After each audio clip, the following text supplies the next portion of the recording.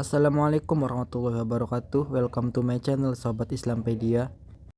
Dalam konten kali ini kita akan membahas tentang salah satu sahabat Nabi Muhammad SAW, yaitu Bilal bin Rabah.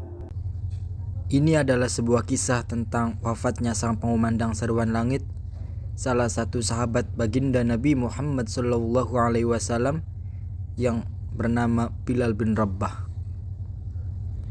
Dalam sebuah cerita, setelah wafatnya Nabi Muhammad SAW, Bilal benar-benar tidak mau memandangkan azan hingga kedatangan Umar ibnu Khattab ke wilayah Syam, yang kembali bertemu dengan Bilal radhiyallahu an setelah terpisah cukup lama.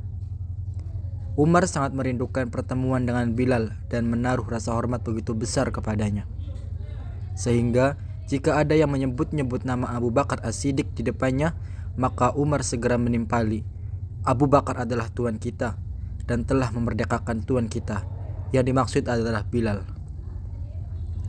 Dalam kesempatan pertemuan tersebut, sejumlah sahabat mendesak Bilal agar mau mengumandangkan azan di hadapan Al-Faruq Umar ibnu Khattab. Setelah 2 tahun yang melelahkan, berperang melawan pembangkang zakat, berperang dengan mereka yang mengaku sebagai nabi, dan berupaya menjaga keutuhan umat, Umar berupaya menyatukan umat dan menyemangati mereka yang mulai lelah akan pertikaian. Umar berupaya mengumpulkan semua muslim ke masjid untuk bersama-sama merengkuh kekuatan dari Yang Maha Kuat, sekaligus kembali menguatkan cinta mereka kepada Rasulnya. Umar membujuk Bilal untuk kembali mengumandangkan azan. Bilal menolak. Tapi bukan Umar namanya jika khalifah kedua tersebut mudah menyerah. Ia kembali membujuk dan membujuk. Hanya sekali bujuk Umar. Ini semua untuk umat yang dicintai Muhammad, umat yang dipanggil Muhammad saat sakratul mautnya. Begitu besar rasa cintamu kepada Muhammad, maka tidakkah engkau cinta pada yang dicintai Muhammad? Bilal tersentuh. Ia menyetujui untuk kembali mengumandangkan azan, hanya sekali saat waktu subuh. Hari saat Bilal akan mengumandangkan azan pun tiba. Beritanya pun sudah tersiar seantero negeri. Ratusan hingga ribuan kaum muslimin memadati masjid demi mendengar kembali suara bening yang legendaris itu. Sampai di sini Bilal berhasil menguatkan dirinya. Kumandang azan kali itu beresonansi dengan kerinduan Bilal akan sang Rasul, menghasilkan senandung yang indah, lebih indah dari karya maestro komposer ternama masa modern manapun juga. Kumandang azan itu begitu menyentuh hati, merasuk ke dalam jiwa, dan membetot urat kerinduan akan sang Rasul. Seluruh yang hadir dan mendengarkan menangis secara spontan. Kini, getaran resonansinya semakin kuat, menghanyutkan Bilal dan para jamaah di kolam rindu yang tak berujung. Tangis rindu semakin menjadi-jadi, dan bumi Arab kala itu kembali basah akan air mata. Tak ada yang mendengar seruan itu kecuali ia berangkat menuju masjid. Seruan akan kebangkitan dan harapan berkumandang. Optimisme dan harapan kaum muslimin meningkat dan membuncah. Allah yang maha besar, Allah maha perkasa dan maha berkehendak. Masihkah kau takut kepada selainnya? Masihkah kau berani menantang perintahnya? La ilaha illallah, tiada Tuhan selain Allah. Jika engkau menuhankan Muhammad, ketahuilah bahwa ia telah wafat. Allah maha hidup dan tak akan pernah mati.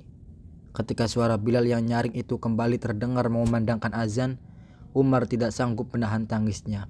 Maka ia pun menangis terseduh-seduh yang kemudian diikuti oleh seluruh sahabat yang hadir hingga janggut mereka basah dengan air mata.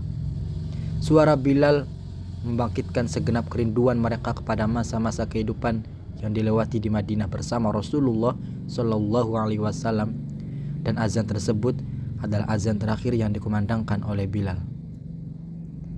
Tahun 20 Hijriah, Bilal terbaring lemah di tempat tidurnya. Usianya saat itu tepat 60 tahun. Sang istri di sampingnya tak bisa menahan kesedihan. Ia menangis, dan menangis. Sadar bahwa sang suami tercinta akan segera menemui Robnya. "Jangan menangis," kata Bilal kepada istrinya. "Sebentar lagi aku akan menemui Rasulullah Shallallahu Alaihi Wasallam dan sahabat-sahabatku yang lain. Jika Allah mengizinkan, aku akan bertemu kembali dengan mereka esok hari." Esoknya ia benar-benar sudah dipanggil ke hadapan Robnya. Pria yang suara langkah trompanya terdengar sampai surga saat ia masih hidup, berada dalam kebahagiaan yang sangat. Ia bisa kembali bertemu dengan sosok yang selama ini ia rindukan. Ia bisa kembali menemani Rasulullah seperti sebelumnya saat masih di dunia. Bilal, pengumandang suara langit itu, tetap tinggal di Makdus hingga wafat pada tahun 20 Hijriah dalam usia 60 tahun. Bilal berpulang ke rahmatullah setelah pada hari-hari akhirnya mengulang-ulang kata, "Besok kita akan bertemu dengan para kekasih, Muhammad dan para sahabatnya.